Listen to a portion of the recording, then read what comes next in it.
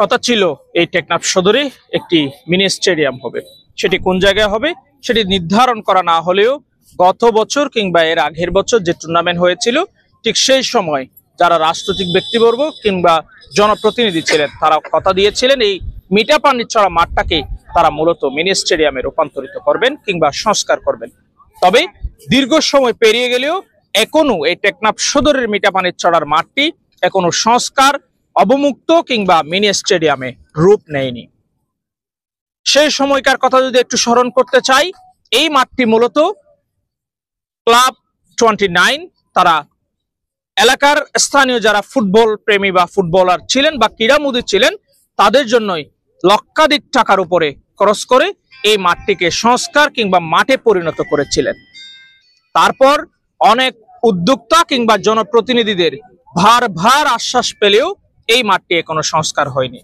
তবে এই বছর এলাকার কিছু স্থানীয় রাজনৈতিক ব্যক্তিবর্গ এবং স্থানীয় যুবকদের সমন্বয়ে এই মাঠটি আবারও সংস্কার হচ্ছে। চলতি মাসের শেষের দিকে অথবা আগামী মাসের শুরুতেই এখানে একটি টুর্নামেন্টের উদ্বোধন হবে, যেটি আরফাত রহমান কুকু ফুটবল টুর্নামেন্ট। ইতিমধ্যে তাদের মাঠ সংস্কারের কাজ চলছে এবং চলতি মাসের 26 তারিখ ড্র অনুষ্ঠান হবে।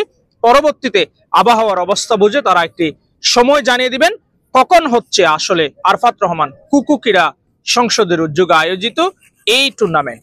সেটি কিন্তু আমাদের সাথে থাকলে অবশ্যই জানতে পারবেন। তবে এর মধ্যে একটি বিষয় যেটি আসছে অনেকের জানার আগ্রহ থাকে, এই টুর্নামেন্ট কিসের ভিত্তিতে হচ্ছে। এই টুর্নামেন্টটি পুরো উপজেলার যারা খেলোয়াড় আছে তাদের জন্য একটি দারুণ সুযোগ। তবে তার মধ্যে যারা উদীয়মান জুনিয়র খেলোয়াড় রয়েছে তাদের জন্যই সবচেয়ে বেশি সুযোগ হবে এবং এখানে একটি সিনিয়রদের তালিকা করা হয়েছে যার মধ্য থেকে প্রথম রাউন্ড থেকে 4 জন খেলোয়াড় তারা এখানে অংশগ্রহণ করতে পারবেন এই টুর্নামেন্টের শুরু থেকেই।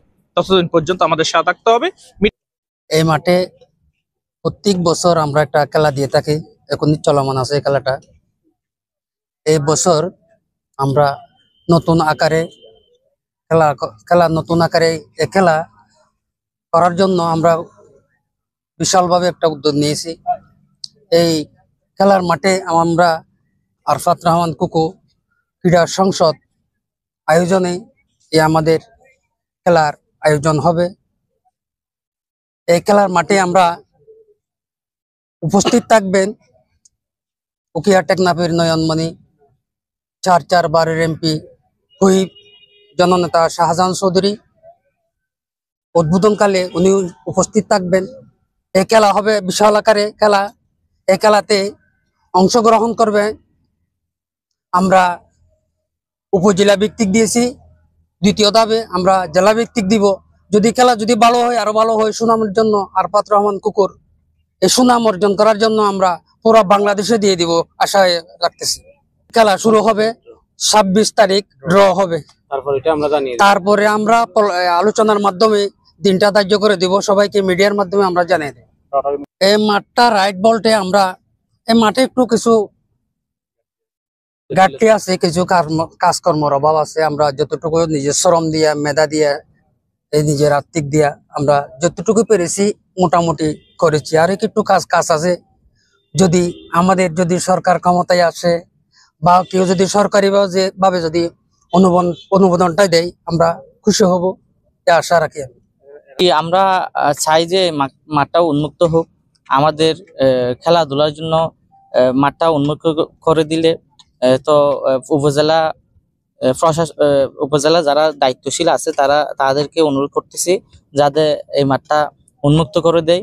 আর এর আগেও এই খেলার মধ্যে অনেক ফাইনাল খেলার মধ্যে অনেক গণ্যমান্য ব্যক্তিগণ এসেছিল, তারা অনেক আশা প্রত্যাশা দিয়েছিল যে মানে মাঠটা উন্মুক্ত করে দিবে আমাদের জন্য খেলাধুলার জন্য। তো সেরকম কোনো আশানুরূপ কিছু পাই নাই। তবে আমরা চাই যে মাঠটা উন্মুক্ত হোক। আমরা এই মাঠে মিনি স্টেডিয়াম করলে বেশি ভালো হয়, কারণ এখানে অনেক বড় জায়গা আছে। আপনারা দেখবেন এখানে মেরিন ড্রাইভ সংলগ্ন মাঠ, দৃষ্টিনন্দন, খুব মনোরম পরিবেশ বলতে গেলে। বিভিন্ন এলাকা থেকে দল এসে এখানে খেলতে আসে। তো সেই জন্য মিনি স্টেডিয়াম করলে আমাদের মাঠটা খুব দৃষ্টিনন্দন দেখাবে।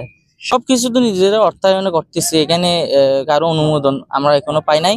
তবে আমাদের সমসু মামু যিনি তার তত্ত্বাবধানে এই টুর্নামেন্টটা হইতেছে, উনি সব করতেছে আর কি, ওনার তত্ত্বাবধানে সব।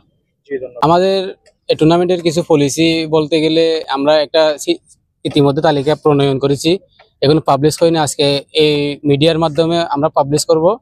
ওইখান থেকে টেকনাফ উপজেলা ভিত্তিক হবে প্রথম রাউন্ডের খেলে। ওখান থেকে আমরা 7 জন খেলোয়াড়কে উন্মুক্ত করে দেবো যে কোনো দলে। তারপর আমরা গিয়ে একটা আলোচনার মাধ্যমে দ্বিতীয় ধাপ তৃতীয় ধাপ ওইটা আমরা কিভাবে পারি এটা আমরা দেখবো, যাতে টুর্নামেন্টের সৌন্দর্য বজায় থাকে।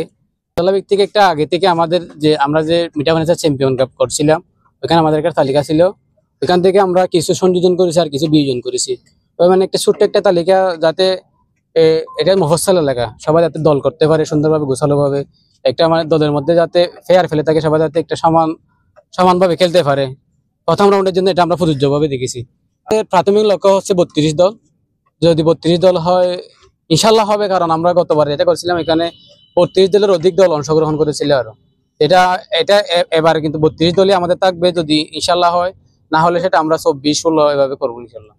নকআউটই হবে, যেহেতু অনেক দল অংশগ্রহণ করবে, এখানে নকআউটের হলে ভালো হবে, সেটা আমরা সিদ্ধান্ত নিয়েছি। জমজমাট বলতে ইনশাল্লাহ খুব সুন্দর হবে, কেননা আমরা গতবারে 2016 থেকে এখানে টুর্নামেন্ট আয়োজন করা আসতেছে। আমাদের একটা বলতে গেলে অভিজ্ঞতা আছে, তবুও শিক্ষার কোনো শেষ নেই। সেখান থেকে আমরা আর বিভিন্ন যারা আয়োজন করেছে ওদের কাছ থেকে শিক্ষা গ্রহণ করে ইতিমধ্যে আপনারা দেখতে পাচ্ছেন এখানে সবার চারোপাশ দিয়ে ঘেরা হয়েছে, আর ওইখান থেকে বাউন্ডারি দেওয়া হয়েছে। এখানে মাটি ভরাট হবে আরো। তারপর দর্শকদের জন্য আমাদের মেরিন ড্রাইভের যে সাইড, এটা উন্নত করে রাখা হয়েছে। এখানে কোনো টিকিট সিস্টেম হচ্ছে না এখনো পর্যন্ত। তারপর গতবার আপনারা দেখেছেন, আপনারা উপস্থিত ছিলেন, কি পরিমাণ দর্শকের সমাগমন হয়েছে।